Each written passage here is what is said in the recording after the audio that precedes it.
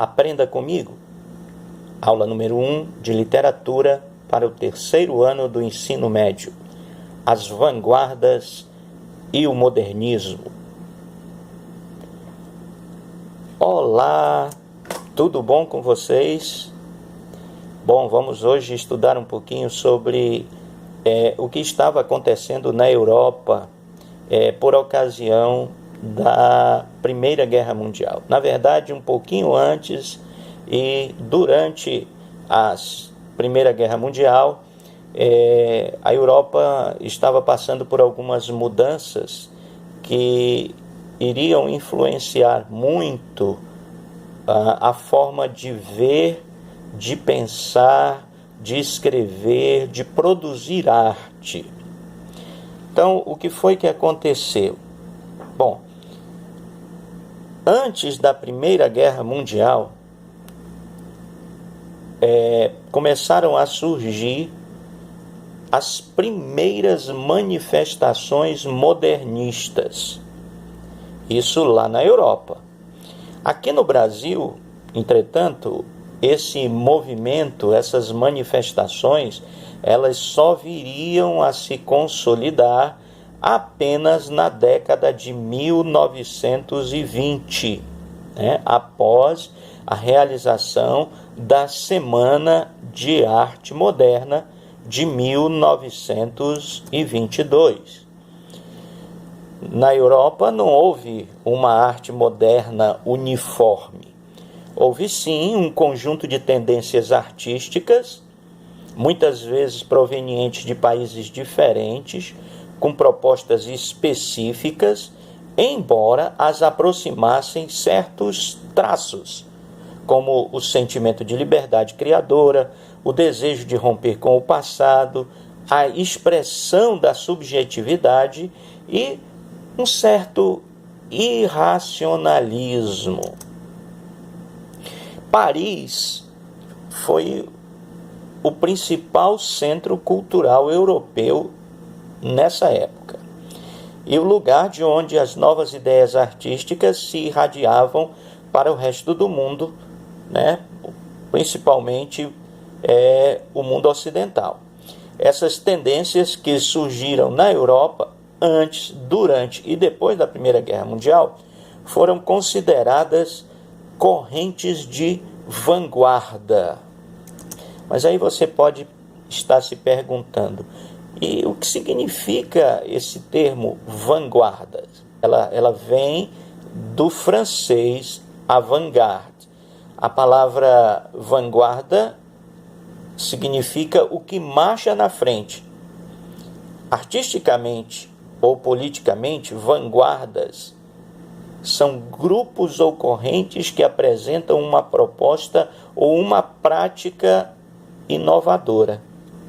Então, quais seriam essas vanguardas?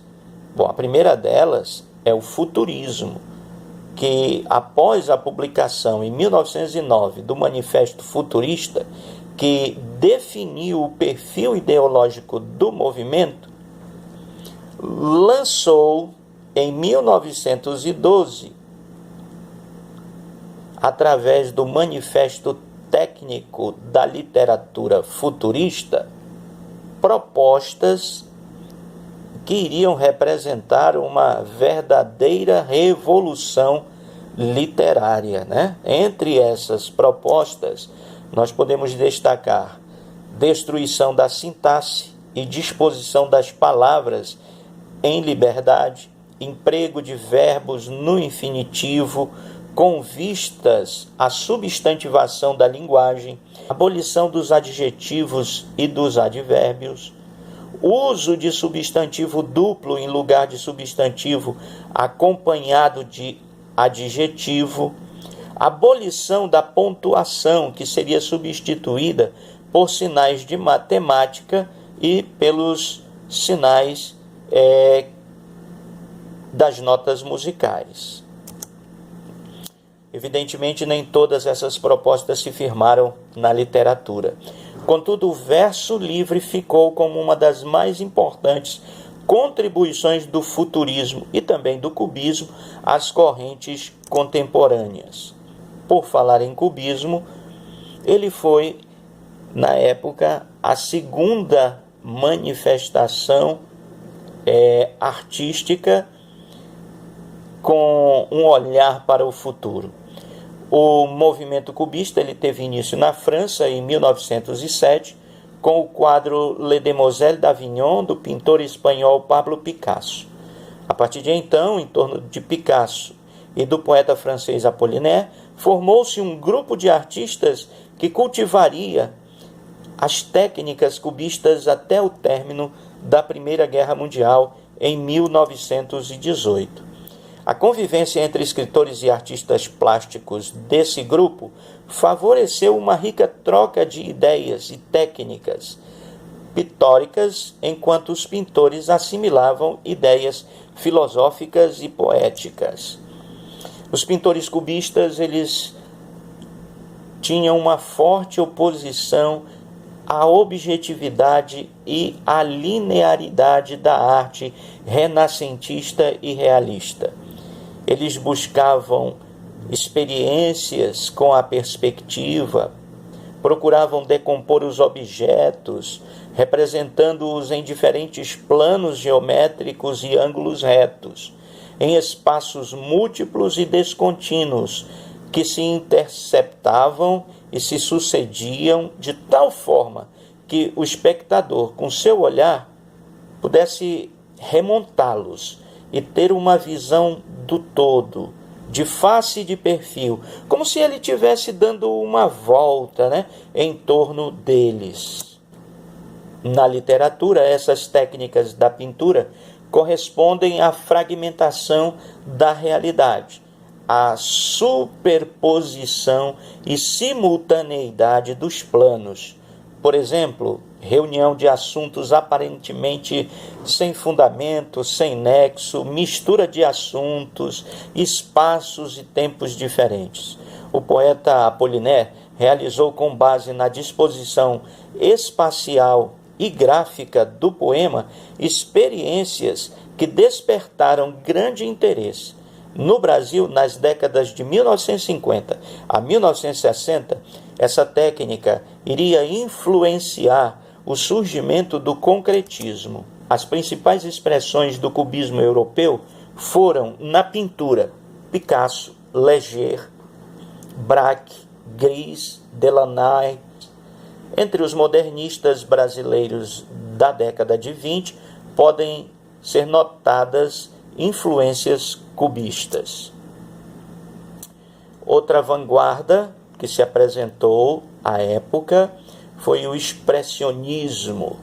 No começo do século XX surgiu um grupo de pintores chamados expressionistas na Alemanha e fauvistas na França, que curiosamente tinha como objetivo combater o impressionismo, que era uma tendência da qual eles provinham. O impressionismo consistia, à época de seu surgimento, e ainda consiste, em uma corrente da pintura que valoriza a impressão, ou seja, é uma arte sensorial e subjetiva quanto ao modo de captação da realidade. Na relação entre o artista impressionista e a realidade, o movimento de criação vai do mundo exterior para o mundo interior. Já no expressionismo ocorre o oposto. O movimento de criação parte da subjetividade do artista, do seu mundo interior, em direções ao mundo exterior. Assim, para o artista expressionista, a obra de arte é reflexo direto de seu mundo interior e toda a atenção é dada à expressão, isto é, ao modo como forma e conteúdo livremente se unem para dar vazão às sensações do artista no momento da criação. Outra vanguarda foi o dadaísmo. Dadaísmo também chamado de anti-arte. Durante a Primeira Guerra Mundial, a Suíça, por ter se mantido neutra no conflito, recebeu artistas e intelectuais de todos os pontos da Europa. Esses artistas ficaram abrigados em Zurique e alguns desses fugidos da guerra, entre aspas, reuniam-se no Cabaré Voltaire, ponto de encontro e espaço cultural onde nasceu o movimento dadaísta. Na literatura, o dadaísmo caracterizou-se pela agressividade, pela improvisação, pela desordem, pela rejeição a todo tipo de racionalização e equilíbrio, pela livre associação de palavras. Essa técnica da escrita automática, que seria mais tarde aproveitada pelo surrealismo e pela invenção de palavras com base na exploração apenas do seu significante e não do seu significado. O movimento surrealista teve início na França, a partir da publicação do Manifesto do Surrealismo, em 1924, de André Breton. Diversos pintores aderiram ao movimento, interessados nas propostas de Breton, que, tendo sido psicanalista, procurava unir arte e psicanálise. O surrealismo teve repercussão em vários domínios da arte. Na literatura, destacam-se André Breton, Louis Aragon, Antoine Artaud. Nas artes plásticas, Salvador Dalí, Max Ernst, Juan Miró, Jean Harpe.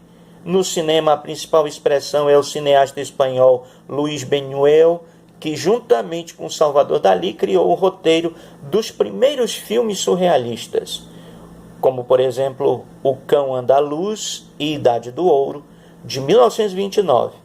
Buñuel, que morreu em 1983, dirigiu vários filmes marcantes, entre eles A Bela da Tarde, O Discreto Charme da Burguesia, O Fantasma da Liberdade, O Anjo Exterminador e Esse Obscuro Objeto de Desejo. Bom, pessoal, por aqui a gente encerra essa nossa primeira aula de literatura, do terceiro ano do ensino médio. Tenham todos um bom estudo.